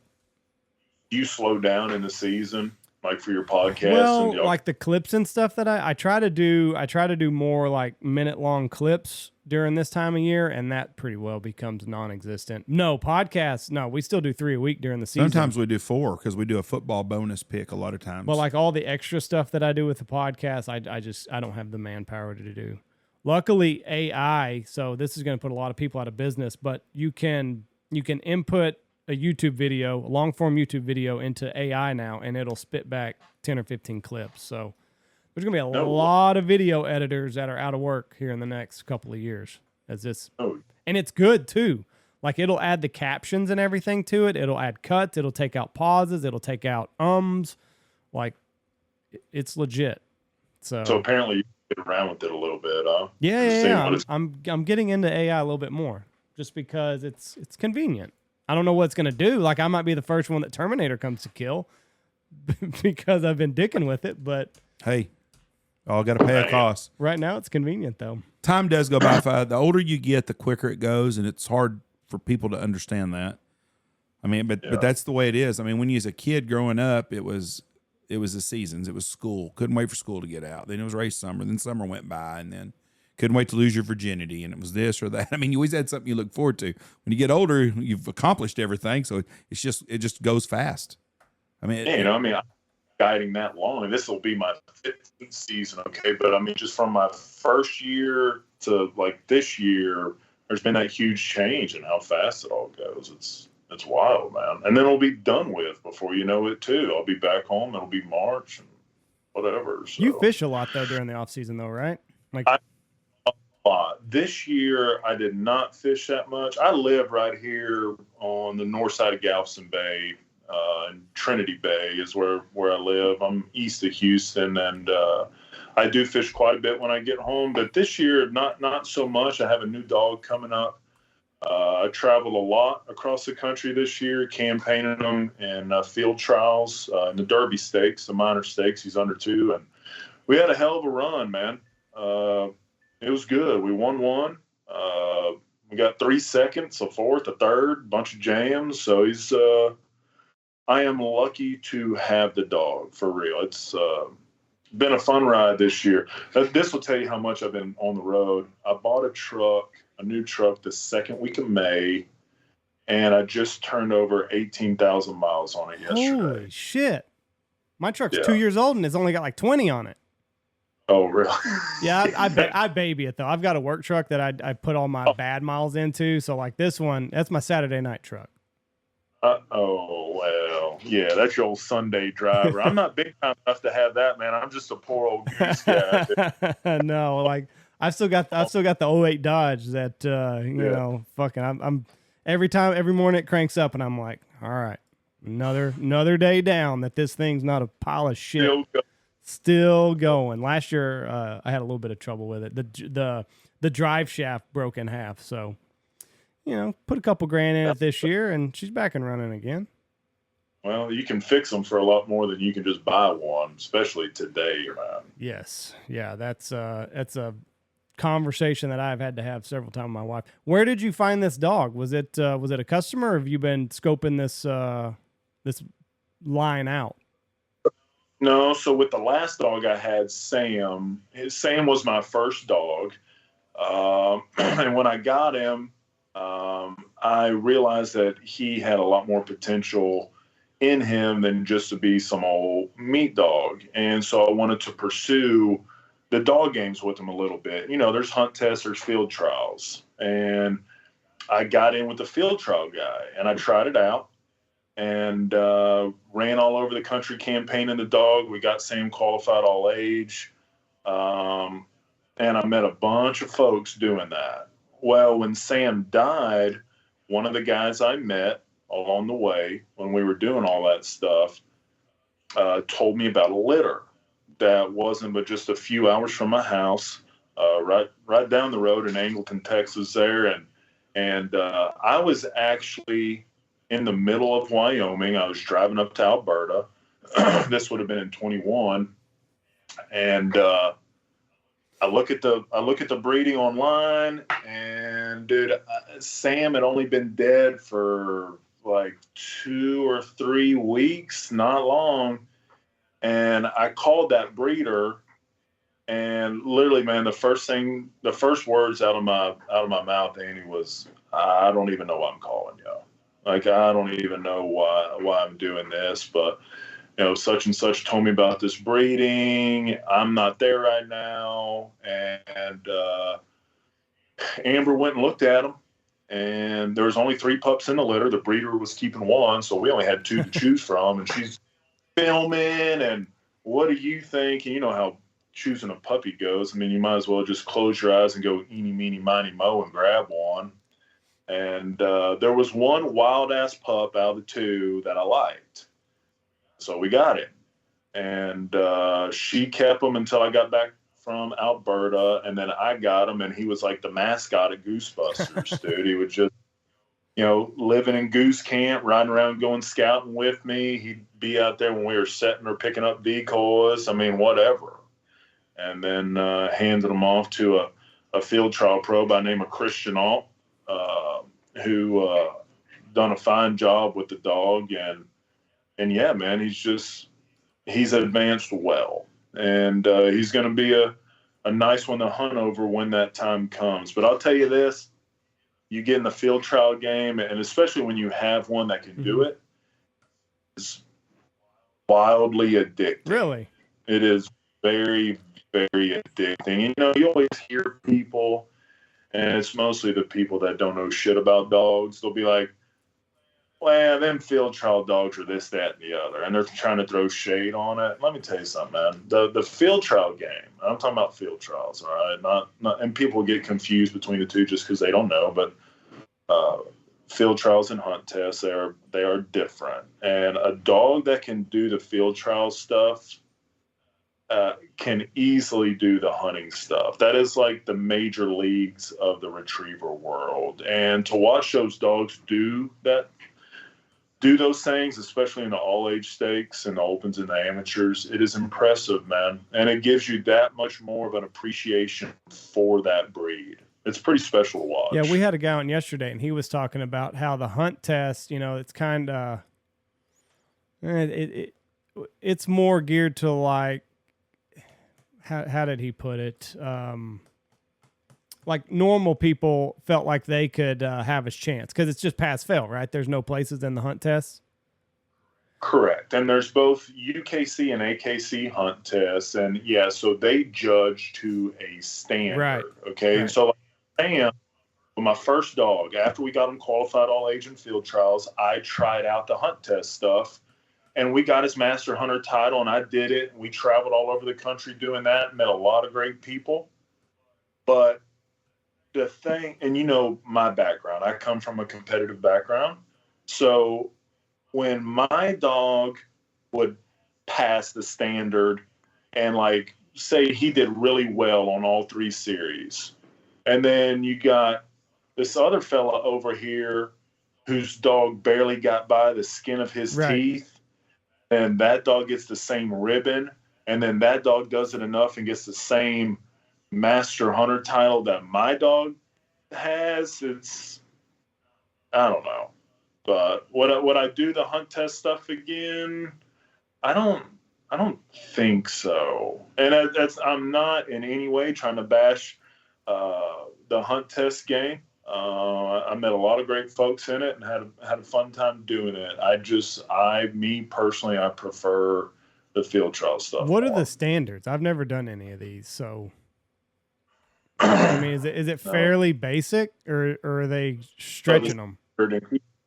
Now the standard. Now, keep in mind, this has been over a decade since I ran my last master hunter stake, but it's 3 series: 1 land, 1 water, 1 land water. You have to honor at least once. There will be a diversion bird thrown. So hold on, let me back up. Honoring is when the competing dog is up on the line, and then you're just off to the side, and your dog has to sit still while the marks are thrown, and then the competition dog is released, and then the judges will release the honor dog. So you have to do that once. A diversion bird, which is shot en route back to the line, either with the mark or the blind, already picked up. There will be a walk-up bird, which is when you're walking up to the line for the test. They'll shoot some little dink thing, try to get your dog to break. You got to go pick that deal up. And then basically, Andy, it's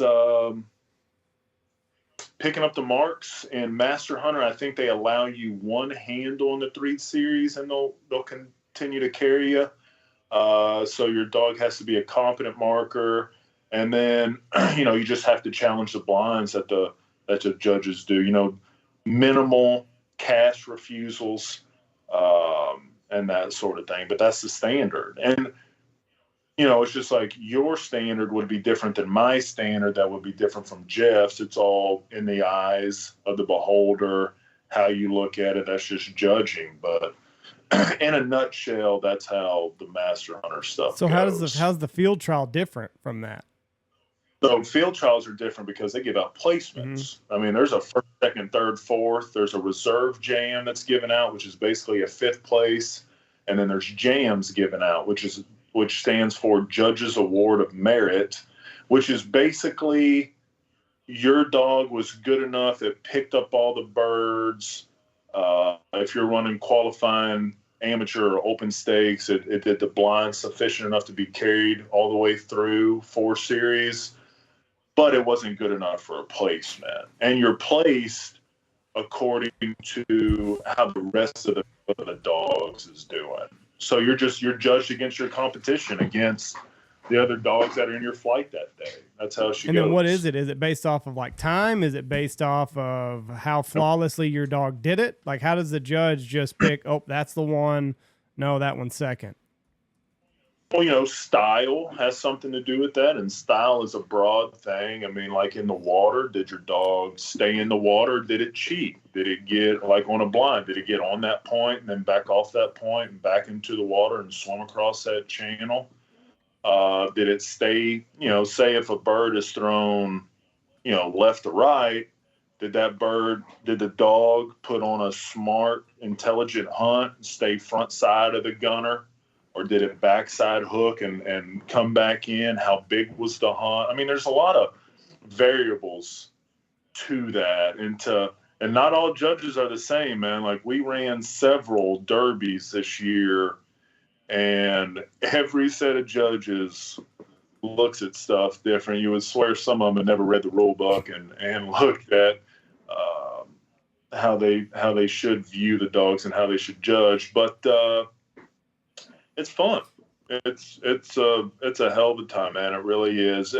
Anybody that has a love for these dogs, I can't stress it enough that a good time to kill some time, I guess, during the off season is to get into the dog game stuff, be it hunt tests, field trials, whatever.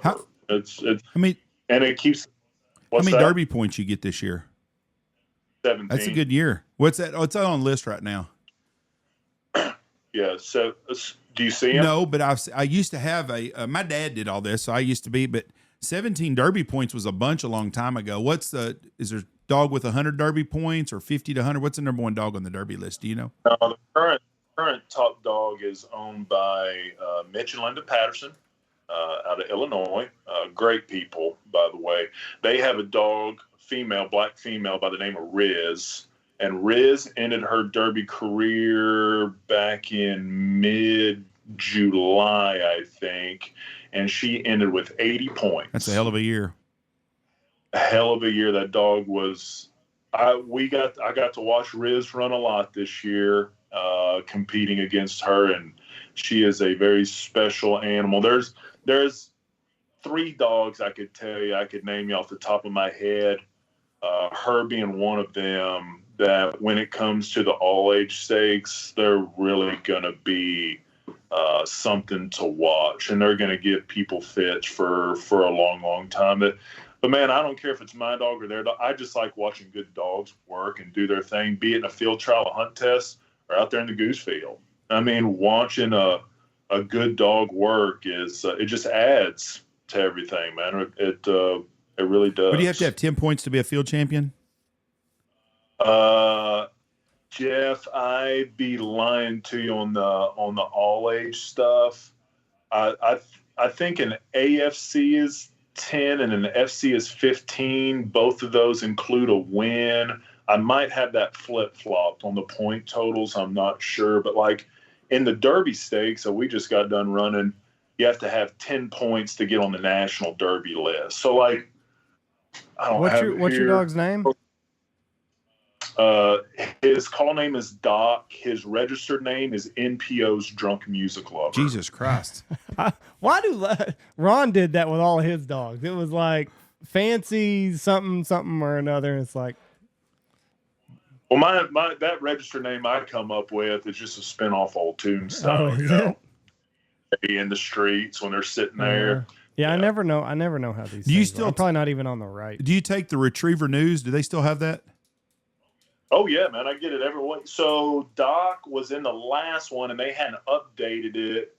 But on the last list, they showed his 13 points, and he was like in the 20s. So when the next one comes out, Doc should be in the top 15 dogs under the age of 2 in the country. I used to have stacks and stacks of old Retriever trial news from the 80s. Mm-hmm. Stacks of them. Oh, yeah, really? I like to find. I wish I knew where those are all at. Yeah. See, like it says it's 2023, but it's also telling me like it's February. It's only good for like February of 22. So I don't know. What's that? I'm on Retriever News, but it says 2023 High Point Derby list, but it says points are only from January to December 31st of 22. So I can't find this year's. I don't know. Google gives me fits. Anytime I try to find something like this on the spot, it never works out for me. Ever. Yeah. Yeah. I don't know if you could look at that because I know Retriever News, obviously that's a subscription-based deal. I don't know if you can find the Derby list just by Googling it, but maybe if you Googled 2023 National Derby list, maybe that would bring it up. And then, of course, you get the fucking Kentucky Derby and Never works. That's a different level of money. Yeah, no shit, right? Oh, yeah, I'm looking there. It's like tens of millions of dollars on some of these stud horses. Are you worried at all whenever you have this dog that is an athlete? Are you worried about him picking up any bad habits, like just doing it 7 days a week in a goose blind? Well, I mean, I think the really good ones, the strong ones, and when I mean that, I mean the ones that have it up here too, and that to know the difference between the two is that I think you can put them in those different scenarios, and they can differentiate. Like they know the difference. And yes, hunting will erode training, but a dog with good intelligence, it's not going to take long to get them back on track. Like, dude, my dog, my last one, Sam, I mean, before he really started even formal training for field trials, he picked up 1,500 birds in Saskatchewan because I took him on every single afternoon duck hunt I did for Frontline. I mean, and then he still was able to transition and be competitive in the field trial game. So yeah, I think it's definitely a deal. And let's face it, man, I don't care what kind of training or how much money you spend in the dog or time, effort, whatever. In the end, I mean, we got these things to hunt with. So I think it's doing the dog a disservice not to take them out there in the goose field or out on the duck water. I'm just looking up right now, and there's still true mark dogs out there. Oh, yeah. Yeah, I ran against a good one this year that the Care Zone out of True Mark Scallywag. But yeah, that's crazy. When I was a kid, that was the dogs. That was the one. Yeah, I hunted with Cody. He won. He was a national field champion. Just a different animal. Just a workhorse. Trevor's dog. I also hunted Rough and Ready, and he was a big old dog like Lou. Jeff doesn't he didn't give you very much with this kind of stuff. What do you mean? Just another animal. Well, I mean, it was thoroughbred, Jeff. The thoroughbred. A hunting dog and a field trial dog, an open all age field champion dog, are two different dogs. I mean, I'm telling you right now, from someone that actually got to hunt with a national field champion, the top dog of the country, it's different than being. I mean, they're good dogs. They're well behaved. They do everything. It's just a different animal. Explain. Well, and it's experience too, right? Like even that like you could take that national field or whatever, like you're talking about. You could take a real title dog and a meat dog out on this, just a regular old meat dog that's never been on a pros truck or nothing like that, but has picked up thousands of birds. You can take them on the same hunt, and that meat dog might outshine that field champion just from an experience standpoint. But if you get that field champion out there on enough hunts, I think that the cream will rise to the top eventually. But a dog with that much training, he spent most of his life, almost all of it, on a pros truck somewhere. So, I mean, he hasn't been in the field enough to know. And it takes some experience level on that for sure. They're different animals. They're hybrid. They're field trial dogs. I mean, they're used to being in a kennel, a truck, get out, do their work. Most of them are not pets. Some are, but most of them are not a pet. Most of them are working dogs, and it's an investment for some people. And but I would rather hunt with Lou than I would most field champions, because Lou's a hunting dog. If I was going to a field trial, I would want you to keep Lou in the truck and let them run the field trial dog, because but Lou's a great dog, but Lou couldn't run an open series. No, it's not used to it. 600-yard blinds and water deal, and I mean, it's just two different. It's a whole different level. That's right. The episode of the First Family Waterfowl we got coming out Thursday, I'm gonna get crucified by a lot of dog people, because he is good for what he does. He is great for what he does. You know, we get a big rain out. I don't have to hammer on him. I can just let him do his thing. But I guarantee you it's going to wear people out with like just the way that I kind of do things. Just because I'm not heavy-handed on him. Like, he's smart enough, he can do his... What did he do, though? Did he break? Is he vocal? No. Well, he is vocal, but that's not on the show. But I just let him, like, if we get a big rain out, it's just back, Lou, back, Lou, back. I don't line them up and all this other stuff. I line them up a couple times, but most of the time, if it's in the decoys, he doesn't need me. No, he doesn't need me.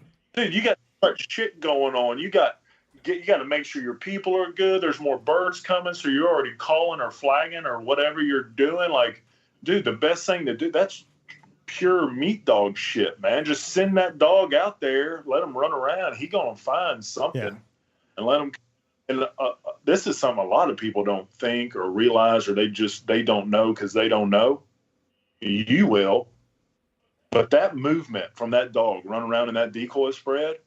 How many birds have you shot, killed, decoyed in because they were following your dog back into the decoys, or they saw that motion out there from a distance? Yeah, a lot. Running around, they don't mess anything up. Mm-mm. I've seen dogs. No. I've seen ducks land on a dog while he's swimming with a duck coming in. No, I mean, and like you said, like it works. You just worry obviously about the safety of it all, and that's another thing that people don't understand. But it's just one of those things. To a lot of people, I just think I'm gonna catch some flack because I just let him do what he does. He's fucking 10 years old. He's seen it all. He's done it all. It's like hunting is an uncontrolled environment compared to a field trial. Field trial is a very controlled environment. Everything about it is the same. 1,000%. Yep. I mean, I know. I definitely see the differences in both. But like Andy, getting back to your dog and him doing what he does, like what do people expect for you to do? To step out of the blind and line your dog up and blow your whistle and give him a nice cast and all? Fuck. Dude, you ain't got time for that shit. There's birds coming. Just send him, let him pick them up, and let's keep this train rolling, dude. So I'm already prepared for it. But he's an easy dog. He's very good at what he does. I don't have to give him just a whole lot of direction, and most of the time it is I grab the bird and it's just go, do your thing, use your nose. You've got a better nose than I do. Like you're gonna see it. But, and like he bounces and like when he runs, he's not, because I haven't given him any direction. So he's got to, he's bouncing and he's looking for where the bird's laying. He's not going in a straight line. He's moving. So I don't know. We'll see. But I'm prepared for the worst with this one. Some backlash. Yeah, because like people want this nice, pristine, perfect line and all this other stuff. But I think you'll get more people are just going to bitch because people bitch about everything. Right. It's low hanging fruit. But I mean, when there's 6 birds laying out there and it's he get one. I don't give a shit which one it is. Just do it. Yeah. Whatever. I mean, hell, I would just not even dip in them comments, dude. I would never even open that tab because honestly, who gives? That's exactly right. Yeah, exactly right. We're gonna see. So, all right, my friend, we've gone 2 hours, and I know you've got to start packing for Canada if you're not already. So, first paperwork, man. I can't wait to get back on it. Exactly. You're buying licensing and stuff. Licenses, filling out bills of lading for transporting the birds, doing all the tags. I do all that stuff beforehand. That way, when I get there and my guests walk into the lodge, all they got to do is put their old John Hancock down on the paper, and that's it. I need to send our guys our paperwork too. He asked me about that. Hey, what's the deal on guns getting across? I'm going to ask a dumb question. I haven't went to Canada in a while with a gun. CAFC 909. Fill it out. You can bring up to 3 shotguns per person, and unless they changed it from last year, it's still a $25 flat fee. It don't matter if it's 1 or 3 of them. It don't What matter. about shells? Shotgun shells? What about that? You can bring up to a case a person. So what is that? 200. It's either 200 or 250 rounds. I think it's 200 because Boss, who we're tied to, their cases come in 200, and they did that so that guys don't have to shuck out 50 shells at the border. Well, there you go. And then they allow, Andy, and I can't remember the exact number, but there's a certain allotment past that you can pay duty on. You just pay whatever the GST tax is on that, and then you keep going. We're flying up too, so I don't think we'll be able to get shells there. When are y'all heading up? We go up. The first trip is October 10th, I think, somewhere close to that. What province? We're going to be around Quill Lake.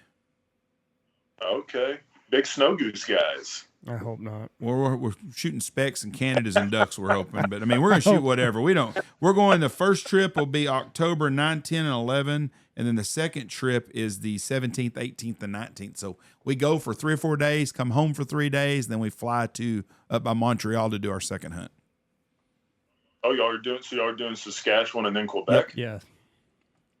Nice, man. So we'll see. Well, tell everyone, Eastern Alberta, I know a guy. There you go. We might be hitting you up. But listen, it's been a lot of fun. Be safe on the road, and I'm going to be calling you this waterfowl season when my specs turn to dickheads to see what I need to do.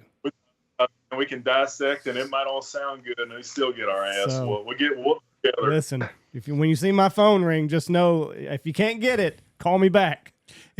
Desperation calling. Are you driving up through Colorado, or are you going through the game fair area? No, I'm because I'm gonna go train up in Minnesota for a couple 3 days before I bounce. So I might hit up game fair too. If you see Mr. Miller, you tell him I said hello. I talked to Butch just a couple weeks ago. I will forward that on next time I talk appreciate to it. You have a good day and good luck to you, and God bless you and be safe. Give him hell up there. See you. Bye. See you. Really nice man. Yeah, he is. He's a cool dude. Cool dude. I meant to ask him that Johnny Manziel episode is out. I haven't watched it yet though. I need something new. I've watched series. I can't get into nothing. I tried Virgin River. I tried this was Outlander. Didn't like it. Untold Johnny Football. Yeah, I saw that. I think it's out already. I need a new series on Netflix. A good series. I can't help you there. I can get you one episode. Amazon Prime, I could use a good series. I just want something new. I've watched the Godfather of Harlem, loved it. I need a new series to watch, and I can't get into anything. Every time I watch, it's about one episode. You know, it is one episode, and if you don't get into it, you turn it off. Yeah. I need to rewatch Peaky Blinders and watch the whole thing. I've never really gotten into it, but I need to do it when it's just me to watch TV. Well, Jeff, then I don't know what you're looking for here. I don't have. You've got a great series in Peaky Blinders, and I've watched it, and I cannot. I really never. You're poo-poo. I want to rewatch it. I did that with Hell or whatever it was about the train. Hell or High Water, maybe. I'm telling you though, Peaky Blinders season 1 I'm gonna try it again. Is slow. Okay, I'm gonna try it again then. So just if you can get to season 2, and normally I hate series like that, but I like more series. I want one with 6 or 8 seasons, so I don't watch it. Me and Mom watch when it's over. I'm like, some bitch. The Lincoln Lawyer. I really like season 1. Season 2, I don't like as much. Oh, really? Nope. I don't know why. I didn't finish season 1, so I like season 1. Season 2, I just cannot get into. And so, who knows? All right, I got some stuff with fires I got to put out. God bless y'all. Thank y'all for listening to us. Have Clay Reed on next. See ya. Bye. Check out our sponsors. Go check out Dirty Duck Coffee, Shin Gear, Looking Glass Podcast, Dive Bomb Industries, Pacific Calls, Boss Shot Shells, Hemp Hill Farms, Alpha Outdoor Specialty, Stanfield Outfitters, Mossberg, Double T British Kennels, Ducks Unlimited, and Lucky Duck.